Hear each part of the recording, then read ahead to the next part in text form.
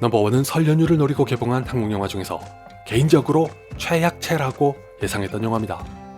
냉정하게 볼 때 감독과 배우의 티켓 파워에서 다른 두 영화에게 밀릴 것 같았던 데다가 장르도 가족 드라마라는 게 약점입니다. 명색이 민족 대명절인 설이니까 가족 드라마가 제격일 거라는 짐작과 다르게 희한하게도 우리나라에서 크게 흥행한 영화 중에 가족 드라마는 거의 없습니다. 굳이 꼽자면 신과 함께나 7번 방의 선물이 예외적입니다. 솔직히 넘버원의 입장에서는 왕과 사는 남자와 휴민트의 틈새 시장을 파고들어 장기적인 성과를 기대하는 게 최선일 겁니다. 아울러 기생충에 이어 다시 한번 모자관계로 만난 최우식 씨와 장희진 씨에게 초점을 맞춰 따뜻하고 감동적인 영화를 홍보하는 게 생존 전략이 될 것 같은데 이게 과연 먹힐지는 회의적입니다. 가뜩이나 가족 드라마가 강세를 보이는 경우가 드물다면 어지간히 잘 만들지 않고서야 관객의 눈길을 끌어 흥행에 성공하기란 흔히 말하는 하늘의 별 따기입니다. 넘버원도 하늘의 별을 따는 데는 결국 실패할 것 같습니다. 아무래도 타겟이 명확해 보이는 만큼 다른 두 편의 영화보다 먼저 선택해 주신 관객들을 선제적으로 만족시켜야 입소문이라도 탈 기회가 생길 텐데 넘버원은 마냥 착한 영화에 머뭅니다. 그나마 진심이 엿보여서 욕은 안 하지만 추천할 만한 영화도 아니라는 게 유감입니다. 지금부터는 중반부까지의 스포일러가 담긴 줄거리를 말씀드릴 테니까 아직 안 보신 분들은 주의하세요. 엄마와 단둘이 사는 하미는 어떤 사건을 기점으로 다른 사람들에게는 안 보이는 숫자를 보게 됩니다. 병원이란 병원은 다 찾아가봐도 아무 이상이 없다고 하는데 가만 보니 엄마가 해준 음식을 먹을 때마다 숫자가 하나씩 줄어듭니다. 이 사실을 발견한 것 외에는 도대체 뭘 의미하는지 몰라 답답했을 때 하민이 태어나자마자 돌아가신 아버지가 꿈에 나타납니다. 반가운 마음으로 꿈에서나마 밥을 함께 먹을 수 있어 기쁜 것도 잠시였고 아버지는 하민에게 보이는 숫자가 0이 되면 어머니가 죽는다는 청천벽력 같은 말씀을 남깁니다. 이때부터 하민은 어머니를 살리기 위해 한사코 어머니의 음식을 거부합니다. 어머니가 도시락을 싸줘도 친구들의 도시락을 얻어먹던 하민은 급기야 어머니의 음식을 자연스레 안 먹을 수 있도록 굳이 서울에 있는 대학으로 진학합니다. 어머니야 서운하기 짝이 없겠지만 하민은 드디어 어머니의 음식을 피할 수 있게 됐고 서울에 간 후로는 어머니가 보고 싶다면서도 보통 고향에 안 내려갑니다. 여자친구이자 영양사인 려은은 그런 하민을 보면서 이상하다고 생각하던 중 우연히 하민을 찾아온 하민의 어머니와 만납니다. 려은은 어렸을 때부터 부모님 없이 자란 탓에 첫 만남에서 하민의 어머니와 금방 가까워지는데 뜻밖에도 이게 하민과 려은에게는 갈등의 불씨가 돼 헤어지고 맙니다. 왜냐하면 려은이 어머니를 모시고 살자는 걸 하민이 극구 반대했기 때문입니다. 별 수 없이 려은에게 자신의 고민을 털어놓았으나 당연히 씨알도 먹힐 리 없어 눈꽃만큼도 믿어주지 않는 대신 결혼까지 바라보던 사이라 용케 다시 만나긴 합니다. 그럼에도 불구하고 가족이 없는 게 콤플렉스라고 말하는 려은과 어떻게 해서든 어머니의 음식을 외면해야 하는 하민은 언제 터질지 모를 시한폭탄을 안고 있는 것과 마찬가지입니다. 아니나 다를까 려은이 본의 아니게 하민의 말을 믿게 되는 계기가 발생하지만 반대로 화가 난 하민은 이별을 고합니다. 두 사람은 서로 양립할 수 없는 자신만의 특수한 조건을 갖고 있다는 걸 깨닫고 이번엔 진짜 영영 볼 수 없게 된 것 같았는데 사상가상 하민은 위암 3기라는 걸 알고 충격에 빠집니다. 결국 하민은 회사를 그만두고 고향으로 내려가 어머니의 음식을 마음껏 먹기로 결심합니다. 의사의 말에 따르면 길어야 3개월이라고 하니 한 달 정도는 그렇게 먹고 싶어도 먹을 수 없었던 어머니의 음식을 마음대로 먹을 수 있게 됐고 어떻게 보면 어머니를 살리기 위해 자신이 죽는 게 나을지도 모른다고 위안을 삼으며 지냅니다. 물론 어머니는 아들이 곧 암으로 죽는다는 걸 까맣게 모른 채 모처럼 아들이 당신의 음식을 먹는 걸 기뻐합니다. 려은도 하민과 연락이 닿지 않아 이 사실을 전혀 몰랐다가 하민의 친구들을 통해 소식을 접하고 간신히 하민을 만나러 갑니다. 자, 여러분, 제가 평소와 다르게 중반부까지의 줄거리를 말씀드렸고 심지어 스포일러를 포함한 이유가 뭘까요? 거두절미하고 솔직하게 말씀드릴게요. 이렇게라도 안 하면 할 얘기가 없습니다.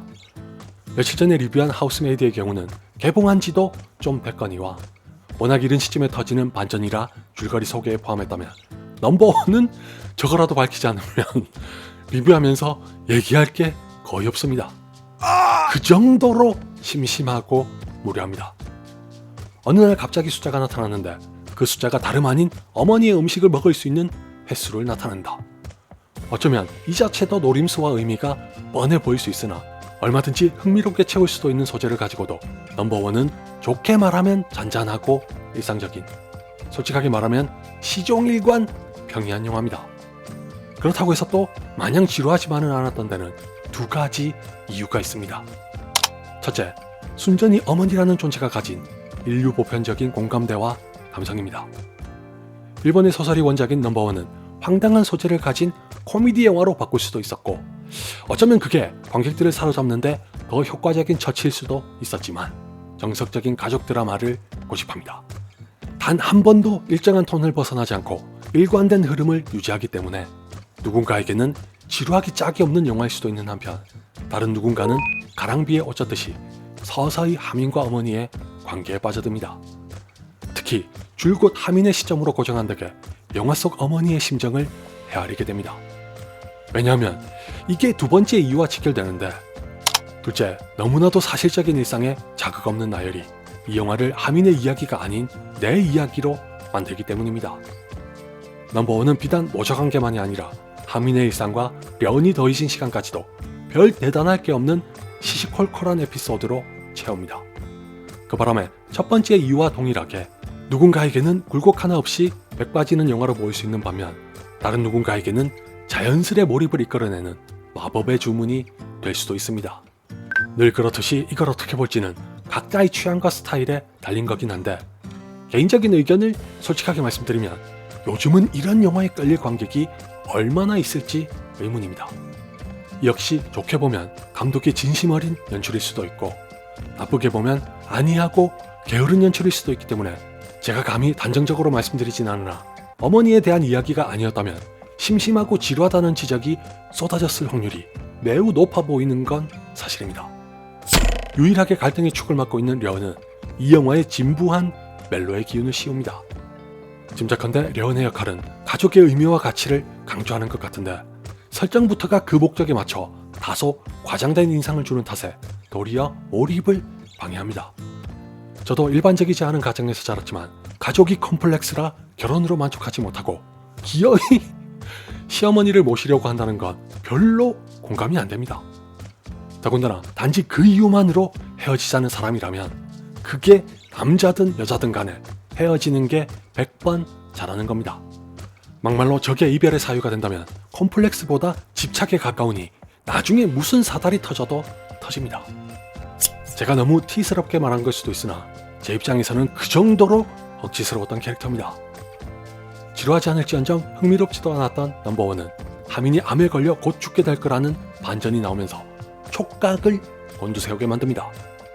개인적으로는 하민에게도 하민의 어머니에게도 커다란 비극이 될 반전을 가지고 무슨 이야기를 어떻게 들려줄지 호기심을 잔뜩 가지고 지켜봤는데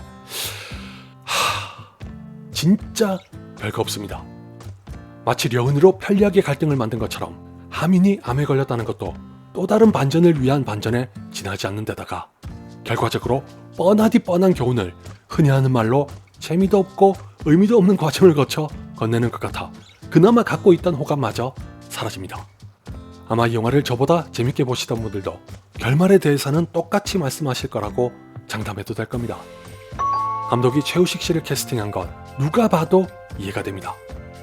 저는 최우식 씨만큼 일상적인 연기에 강한 배우도 드물다고 생각하는데 넘버원에서는 그 강점이 완벽하게 작용합니다.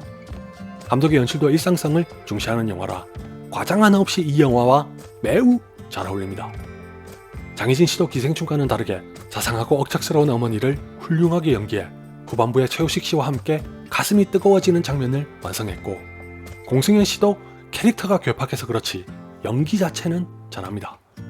다음으로 부산 출신의 감독이 연출한 영화답게 부산 사람이라면 더더욱 일상성에 절로 빠져들게 될 요소가 곳곳에 나와 반가웠으나 반대로 보면 부산 사람이 아닐 경우엔 저만큼이라도 이 영화를 재밌게 볼 수 있을지 염려되기도 합니다. 설사 여러분께서 제 염려대로 지루하게 보시게 될지라도 평소에 자신이 불효했다고 생각하시면 이 영화를 꼭 한번 보시기 바랍니다.